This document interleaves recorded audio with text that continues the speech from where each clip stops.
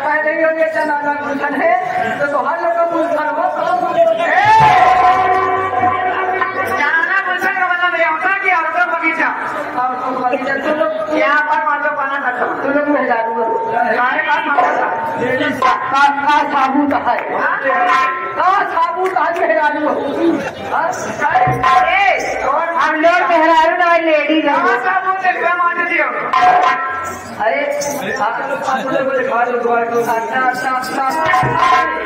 हम लोग मेहरारू हमारा खाना पता समझते हो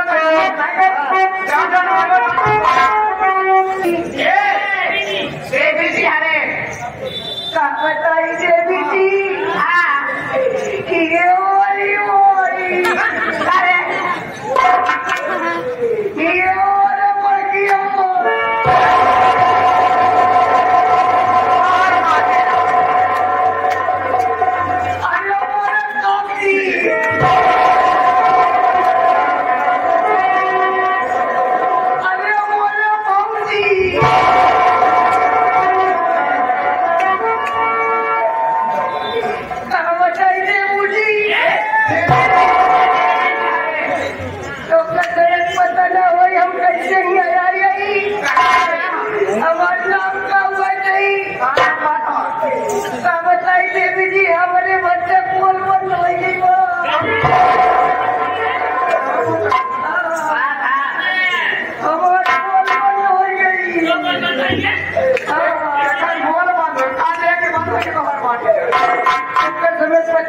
आजकल हमारे बच्चा बैठ के बताई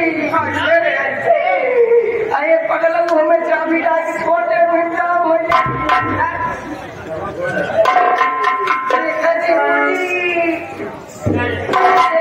जी हम बहुत गरीब मन गई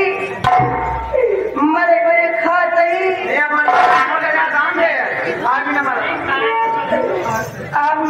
करे मरत लेकिन क्या बताई हमारे वही तीनों नहीं बताई रोटी कपड़ा और मकान रोटी कपड़ा और मकान है तीनों दिक्कत है हमें गाँव के प्रधान ऐसा मन नहीं रहने ऐसा मन नहीं रहने क्या बताई देवी जी कॉलोनी तो बहुत दूर के बात है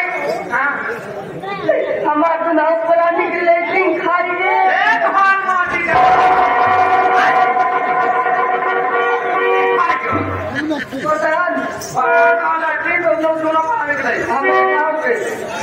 हमें गाँव वाले तो लेकिन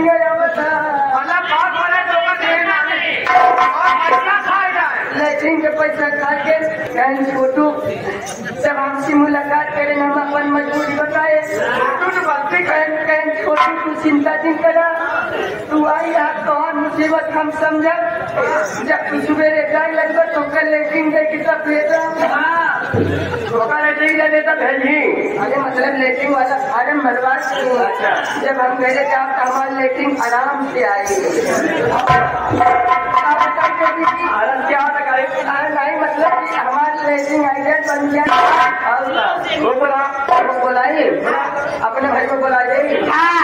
ठीक है हम अपने भाई को बुलाते हैं भैया बहुत शोर बोला था सुन ले भाई आया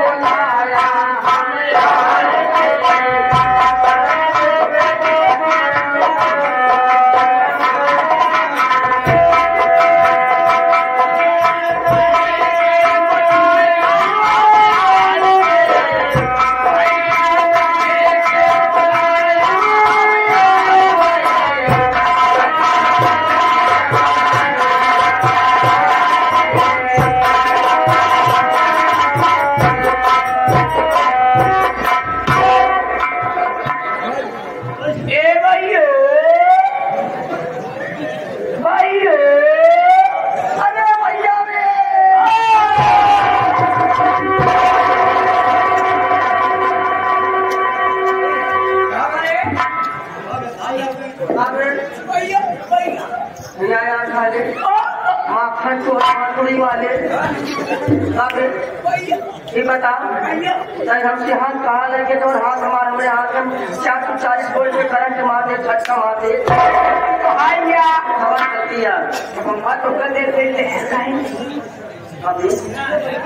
मारा चार कहने परिवहन मत एक गिलास धुआ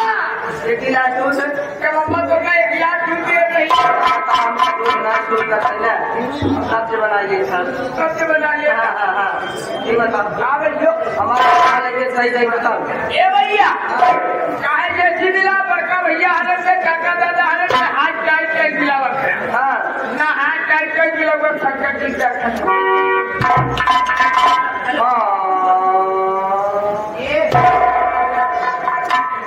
भैया बाबू आप लोग इधर थोड़ा हो जाइए, उधर से माता बहन इधर बैठे हैं क्योंकि आप लोग यहाँ कुर्सी लगा लिए ना, उन लोगों को दिखाई नहीं दे रहा है।